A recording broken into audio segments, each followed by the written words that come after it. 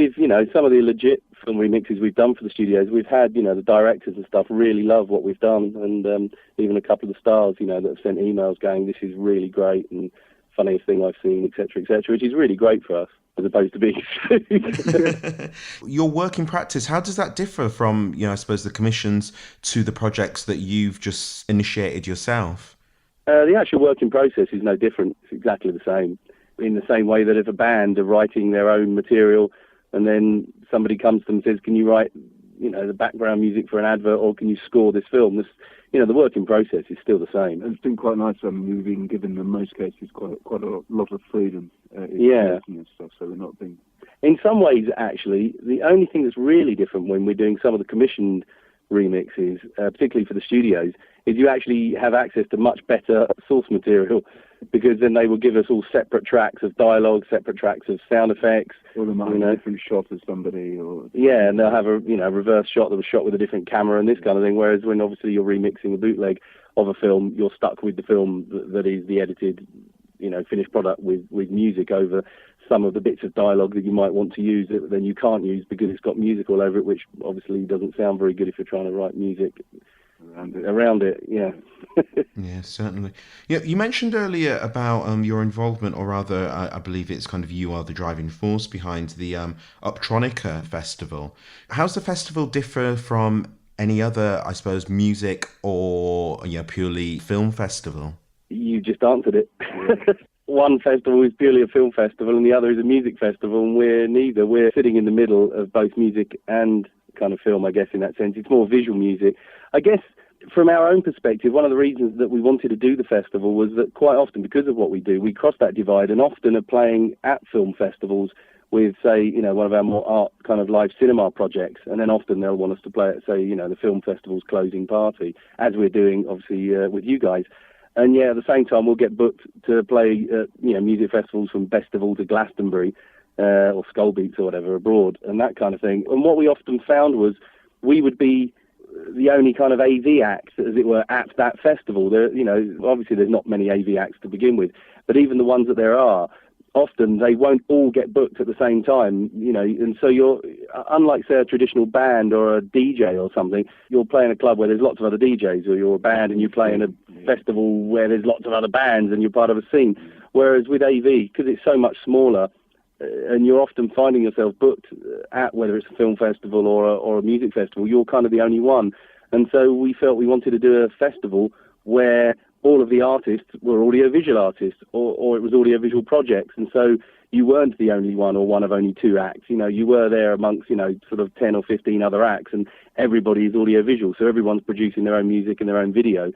And so that way you're helping a scene develop. And we just felt that there wasn't really a festival that was doing that. Despite there are a lot of music festivals that will book AV acts, and there's a lot of digital arts festivals that might kind of book an AV act, they're still primarily one or the other. They're not a festival wholly about visual music or, the audiovisual genre, which is what Optronica is. Do you think that VJs and VJing is starting to get recognised as an art form now? Because, I know that you guys have been voted, I think, a couple of times as, the number one VJs in the world.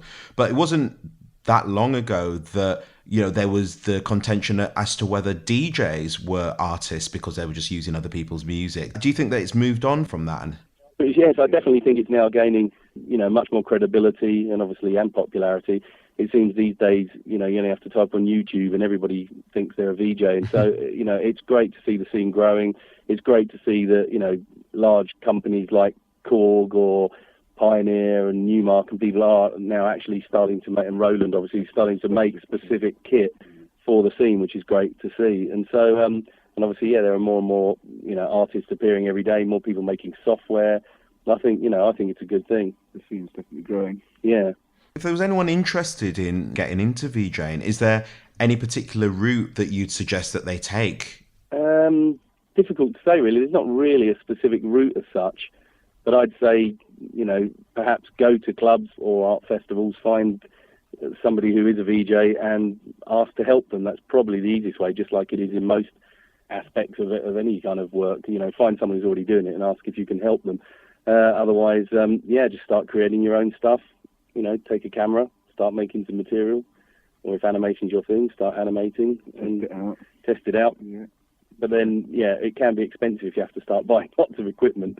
So it's often a better route is to go and help somebody, and then slowly, be an assistant or become part of a crew and gain more experience. Yeah, definitely.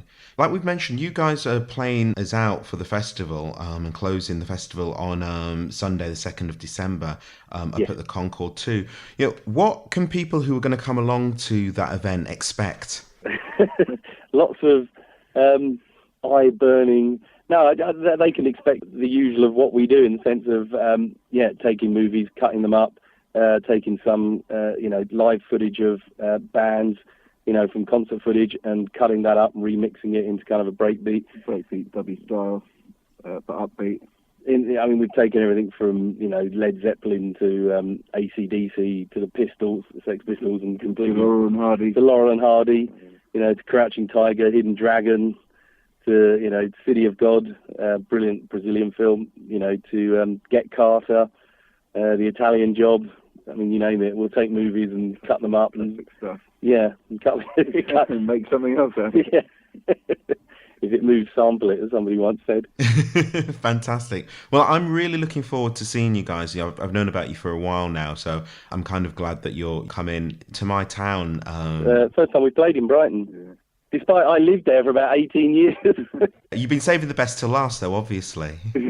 Yes, we were waiting for, that offer to come down and play in Brighton. I think it's, again, one of those things, because of what we do, it's either not quite understood by a lot of kind of, promoters or festival kind of organisers, particularly in the UK, and they don't know what to do with an act like us. They don't know how to quite program it. But until they see it and they realise, actually, it can be just programmed just like a DJ or any other kind of music artist. It's not kind of weird and strange, but it's weird and strange. At the same time, it's very danceable. You kind of have to sort of see it to believe it and understand it.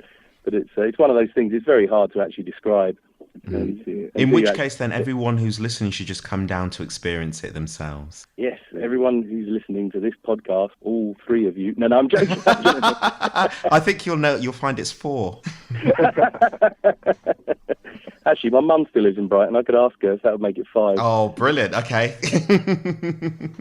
But I'd say, everyone who's listening, come down, come say hello, and it'd be good. Witness some weird and strange stuff. Sorry if we're kind of sounding a bit zonked, but it's just we've been up pretty much all night working on something that we're doing. But somebody's given us some great footage of some very, very old 1940s kind of Superman stuff and some 1930s stuff of Cab Calloway, and they're asking us to remix it for some audio video kind of ringtones for Japan. Oh, fantastic. So, there is a strange kind of world out there where people are wanting this kind of material, and there is a kind of, a want for it. And, we often are, picking up this kind of work because of what we do, and we're known for it. Yeah, I think there's a whole kind of world out there that people often don't know about that exists, where you are kind of remixing, movies and stuff for trailers for Hollywood, and you're remixing kind of audio video ringtones for Japan at the same time as, remixing all your own stuff to kind of, for when we go out and when we play. Well, I'll let you guys get back to your burning hot computers, I'm sure, after being on all night. And, we look forward to seeing you guys on the 2nd of December. And, Look forward to coming down. Look forward to it, yeah. Brilliant. Thanks for joining us on the CineCity podcast. No, thank you too. Cheers. Cool. Thanks, everyone. Bye. Thanks. Cheerio. Thanks for joining us here on the CineCity podcast. Visit www.cine-city.co.uk to view or download this year's full programme, book tickets and receive up-to-the-minute festival news. You can also subscribe to the podcast while you're there to make sure you never miss an episode. The CineCity podcast is created in association with Director's Notes, the weekly film podcast dedicated to the what, how and why of independent filmmaking. Find it at directorsnotes.com.